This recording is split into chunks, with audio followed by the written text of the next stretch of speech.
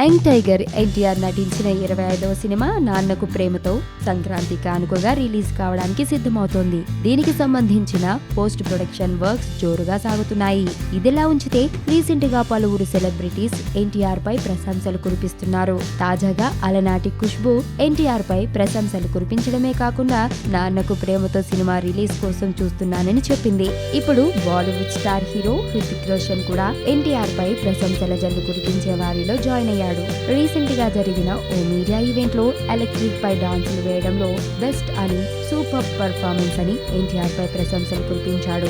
ఎన్టీఆర్ కి world wide గా fans base ఉన్న సంగతి అందరికీ తెలిసిందే. ఇప్పుడు బాలీవుడ్ స్టార్స్ కూడా తనని ప్రశంసలతో ముంచెత్తడం చెప్పుకోదగిన విషయం.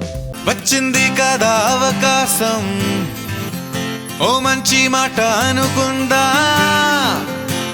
ఎందుకు ఆలస్యం, అందర్నీ రమ్మందా.